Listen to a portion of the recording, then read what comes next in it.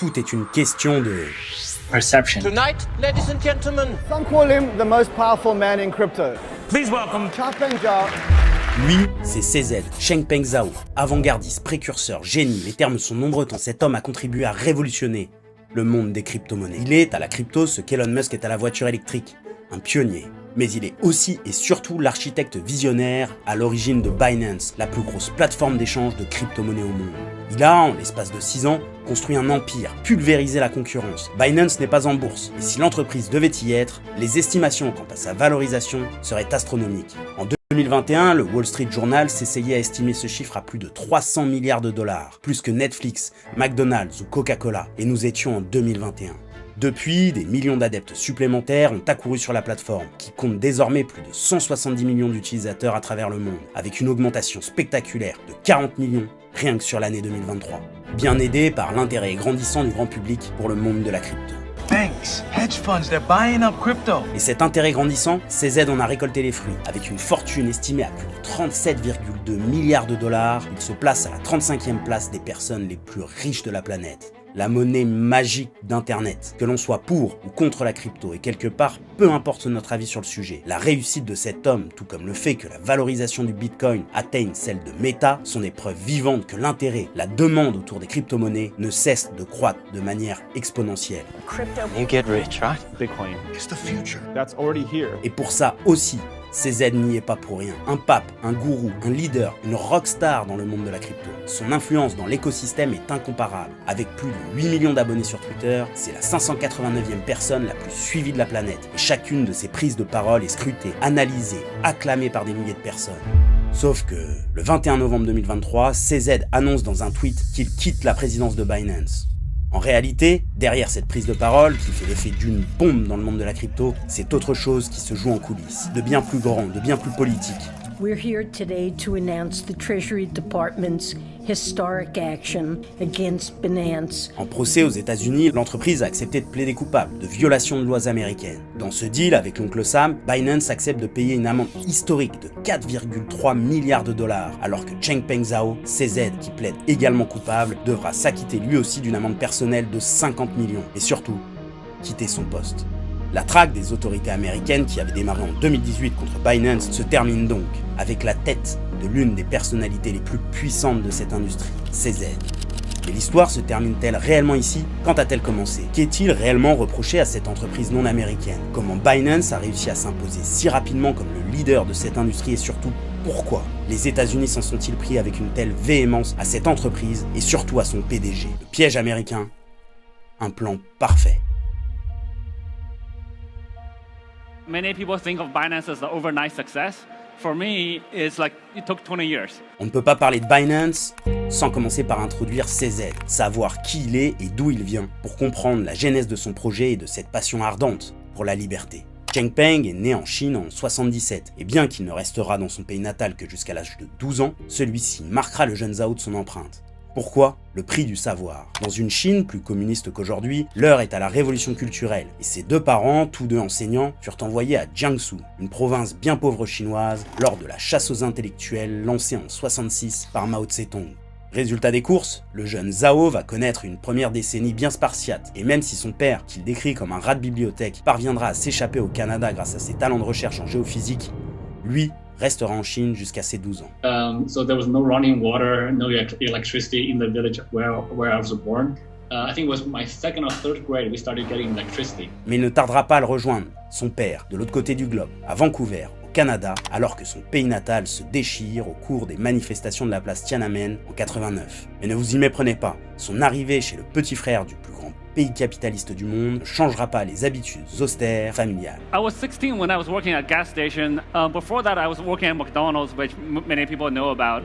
Before that, I was actually doing a few weeks of newspaper delivery. La seule folie dont il se souvienne, l'achat d'un ordinateur pour 7000 $ canadiens, un IBM pour que son père puisse faire ses recherches et aussi sur lequel il apprendra au jeune Zhao à coder. Si l'on cherchait des indices pour comprendre comment ce jeune émigré chinois a pu devenir milliardaire, celui-ci pourrait clairement en être un. En 1995, il s'envole pour Montréal, où il rejoindra la prestigieuse université de McGill pour commencer un master en informatique qu'il ne terminera jamais. Il n'empêche qu'en 99, le jeune Zhao laisse apercevoir une partie de son génie, en écrivant un papier académique sur un sujet qui ne deviendra sexy que plus de 20 ans plus tard, l'intelligence artificielle. À ce moment-là de sa vie, le jeune Zhao va lire un livre qui va révolutionner sa vision des choses et façonner l'homme qu'il deviendra plus tard. Un milliardaire, un PDG, un homme d'influence? Non, tout simplement un entrepreneur. Rich Dad, Poor Dad, un best-seller de développement personnel sorti en 97, appuyant l'importance de développer son éducation, mais surtout sa liberté financière. À 23 ans, CZ devient alors un juste mélange entre sa culture chinoise communiste natale et capitaliste canadienne d'adoption. Il va alors faire le choix, à l'instar de Mark Zuckerberg, d'abandonner l'université, comme si ceci, à partir de là, poussé par sa soif de liberté et surtout à la découverte du monde professionnel, CZ va devenir un citoyen du monde. After university, I went to Tokyo to work. I worked in Tokyo for 4 years, and then went to New York for 4 years to work for Bloomberg. 2005, retour aux sources.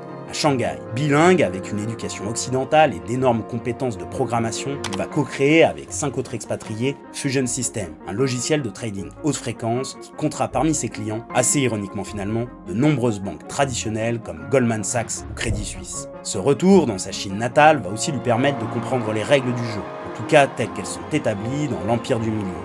Délibérément flou pour permettre la plus grande latitude aux autorités gouvernementales d'agir, en fonction de leurs propres intérêts. Un parcours, un voyage, un cheminement de plus de 20 ans pour l'amener à ce moment précis, cette fameuse nuit de poker qui lui changera sa vie et certainement celle de millions de personnes avec lui. I got into crypto in 2013 when a friend of mine says, CZ, you should consider moving 10% of your net worth into Bitcoin. I didn't do 10%, I went all in. Le Bitcoin, cette monnaie numérique décentralisée qui permet d'enregistrer des transactions sécurisées sans l'intervention d'une autorité centrale, transcende les frontières géographiques et surtout échappe totalement à l'ordre établi par la finance mondialisée, contrôlée par les institutions financières modernes. Encore une fois, CZ est captivé par la puissance que peut représenter la crypto-monnaie. Émerveillé, habité, à partir de 2013, la crypto-monnaie va devenir une réelle obsession pour Zhao. La liberté, sous une nouvelle forme cette fois-ci, celle de l'argent, est encore au cœur des préoccupations de CZ, comme une source de motivation inébranlable pour bousculer l'ordre établi. CZ va étudier, apprendre et comprendre la crypto-monnaie, de sa programmation à son fonctionnement, mais surtout va rencontrer l'une de ses problématiques majeures, sa capacité à être échangé. Il va alors bosser pendant 4 ans dans différentes startups autour des crypto-monnaies, le temps que son projet, son bébé, Binance, arrive à maturité.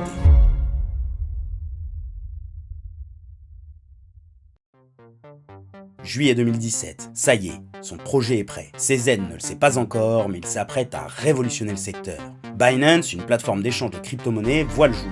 Basée à Shanghai, mais disponible partout dans le monde, dans 9 langages différents. Une première pour une plateforme d'échange de crypto-monnaies. La plateforme jaune et noire, tout comme son CEO CZ, vont devenir, en l'espace de quelques mois, des rockstars du monde de la crypto. Dans ce monde-là, tout le monde peut créer son propre token, sa propre monnaie, qui n'aura de valeur que celle liée à l'offre, à la demande et à la spéculation qu'elle peut entraîner. C'est le cas du Bitcoin, et peu importe l'utilité, le fonctionnement ou que sais-je. Finalement, la seule chose qui donne à cette monnaie de la valeur, et ce, à n'importe quelle monnaie d'ailleurs, qu'elle soit virtuelle ou non, c'est la demande par rapport à l'offre en circulation. So we really hope you can join our ICO. Thank you very much. Boum, le BNB, le Binance Coin, voit le jour. Proposé à 0,1 $ par BNB, l'ICO est un succès et permet à l'entreprise de lever plus de 15 millions de $. À partir de là, l'ascension pour la plateforme va être à peine croyable. En moins de 6 mois, Binance va surpasser le volume de trading de toutes les autres, et notamment Coinbase, l'une des plus grosses, des plus anciennes, mais surtout américaines, plateformes d'échange de crypto. Comment? We got very lucky. Déjà, la plateforme va être bien aidée par le bull run de 2017. Bitcoin has risen more than 100% in the last 2 months. This is the first time in history that retail beat institutions in. Because pretty much everyone I've spoken to so far says the following: don't know anything about it, but think there's some value in blockchain, and that's kind of where the conversation begins. 2 more days until the current bull market ranks as the longest in history. Un bull run dans le monde de la crypto, c'est une période de temps durant laquelle les marchés connaissent un fort moment haussier, et donc une opportunité pour les investisseurs de réaliser de gros bénéfices. À titre d'exemple, pendant ce bull run de 2017, le Bitcoin est passé de 1000 $ à 20 000 en seulement un an. Face à cet espoir, cette promesse de devenir riche rapidement, l'intérêt autour de ce genre d'investissement va augmenter et donc rendre indispensable la possibilité de s'en procurer de manière simple et sécurisée. Et c'est ici que Binance intervient et va réussir à complètement écraser la concurrence. Moins de frais que ses concurrents, un plus grand large choix de crypto-monnaies, une réactivité exacerbée par rapport aux tendances du marché, un marketing innovant. We all have a great story to tell. Et aussi, mais surtout, la sécurité. Binance va mettre la sécurité de ses utilisateurs et de leurs fonds au centre de leurs priorités, ce qui, sans le savoir, va leur permettre de s'établir comme la plateforme de confiance la plus solide dans cette communauté naissante qu'est la crypto-monnaie. Des néo-utilisateurs affluent alors de partout dans le monde. Binance ouvre la possibilité aux gens lambda d'investir de manière simple, rapide et sécurisée dans une nouvelle classe d'actifs financiers qui échappe complètement au système financier traditionnel, à sa complexité. Comment réguler une plateforme qui ne possède aucun compte en banque et qui permet à n'importe quel utilisateur à travers le monde d'investir et d'échanger à travers leur système? Une liberté totale d'achat, de vente et surtout d'échange dans le monde entier. Une véritable révolution, aussi ambitieuse qu'effrayante. Et s'il y en a bien qui sont effrayés, ce sont bien les acteurs du système monétaire traditionnel. 2 mois après son lancement à Shanghai, le gouvernement chinois va interdire les cryptos, ayant peur que celles-ci permettent l'évasion d'argent du pays, et notamment de ces nouveaux millionnaires qui ont explosé depuis le début du XXIe siècle. Déjà à ce moment-là, on peut sentir les prémices d'une peur contre une révolution aussi grosse, aussi puissante, incontrôlée et incontrôlable que Binance est en train de représenter. Binance, CZ et son équipe, déjà composée d'une 30aine de personnes, vont alors déménager à Tokyo, mais l'aventure durera moins d'1 an, avant que les autorités japonaises interdisent à leur tour à la plateforme d'effectuer des transactions. Vous ne voulez pas de Binance dans votre pays? Alors Binance sera nulle part et partout à la fois. Qu'à cela ne tienne, rien n'empêchera l'essor de la plateforme qui deviendra, à partir de ce moment-là, tout comme son PDG, une entreprise du monde. So Binance doesn't have a bank account, doesn't have an office. So we're moving away from the company concept. Dans cette grande fête américaine autour de la crypto, une entreprise manque à l'appel. Binance. L'entreprise a du mal à suivre le train élancé à grande vitesse chez nos voisins américains. La raison, c'est ici justement que le plan américain commence à se mettre en place, ou plutôt, a déjà commencé. Et pour ça, il faut revenir 2 ans plus tôt, car en coulisses, la guerre de pouvoir silencieuse entre la plateforme et la justice américaine avait déjà démarré. Dès l'été 2018, les autorités américaines avaient déjà commencé à pointer du doigt Binance pour le fait d'opérer sur le sol américain sans en respecter ses réglementations nationales. Difficile de contrôler un marché dont l'un des piliers fondateurs de son fonctionnement est justement de fonctionner sans autorité centrale. Malgré tout, après des années de relative inattention, le marché de la crypto est devenu trop gros pour être ignoré et les régulateurs se précipitent alors pour rattraper leur retard par les pourfendeurs de liberté, les détenteurs du bien de l'humanité, j'ai nommé les États-Unis d'Amérique. God bless America! Les États-Unis vont alors resserrer la vis concernant le Far West qu'est la crypto à ce moment-là et qui échappe complètement à leur contrôle. Car aussi bizarre que cela puisse paraître, ce n'est qu'à partir de 2019 que les autorités américaines vont réellement commencer à bouger sur le sujet.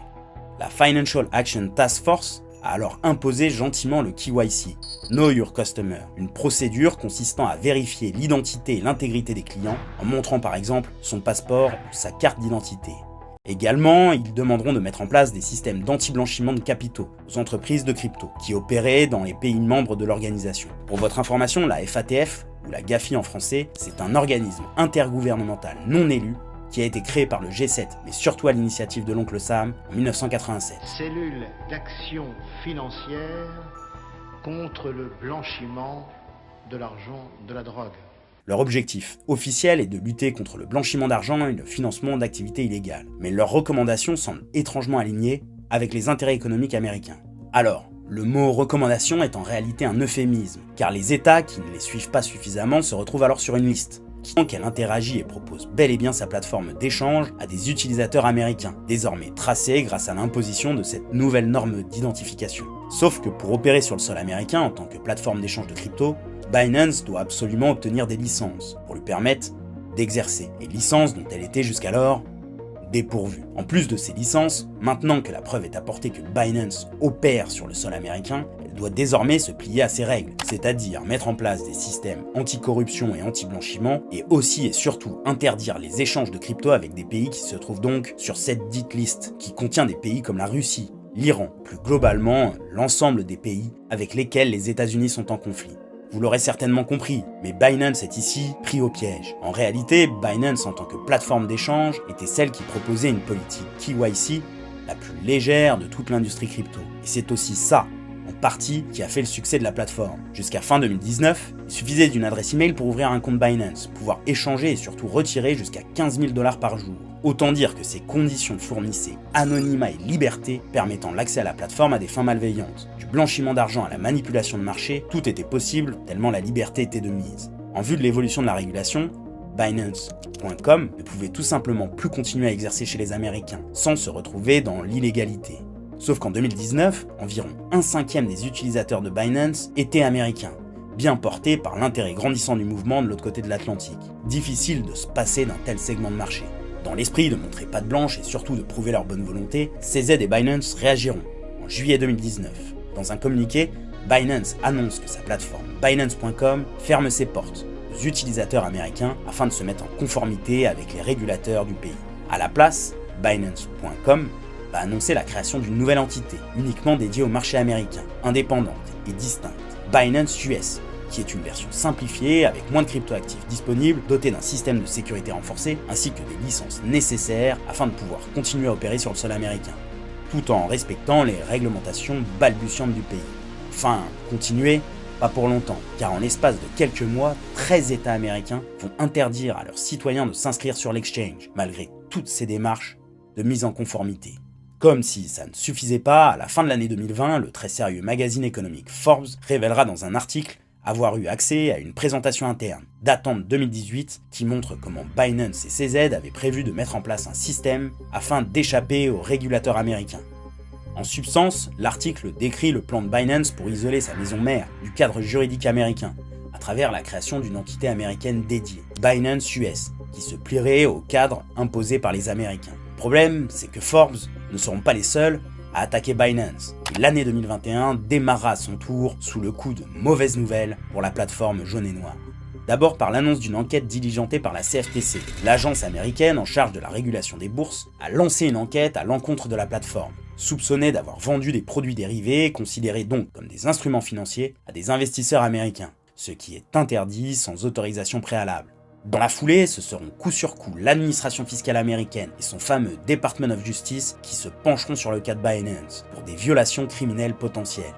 Le ciel commence à s'assombrir pour la plateforme et l'avenir de ses activités du côté de l'oncle Sam semble désormais s'écrire en pointillé. Interesting that they're focusing in on Binance in particular. I mean, there's an old phrase in Washington that if you're not at the table, you're on the table. So every firm, whether it was Microsoft in the 90s or it's Binance now, the bigger you get, you end up with a target on your back. Tellement différent. CZ est accueilli en grande pompe à l'Elysée à la fin de l'année 2021 et le 4 mai 2022, l'AMF l'autorise officiellement à opérer sur notre sol en tant que prestataire de services sur actifs numériques. And I want to pay a tribute to Binance.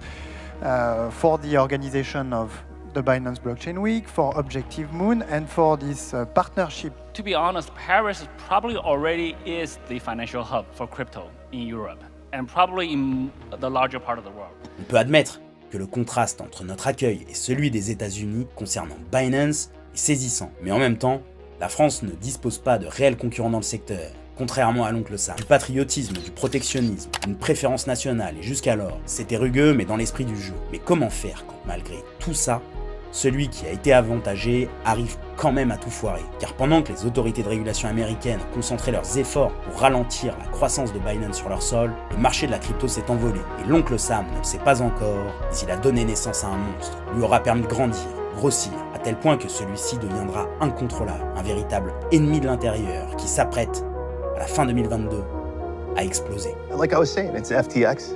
It's a safe and easy way to get into crypto. I don't think so.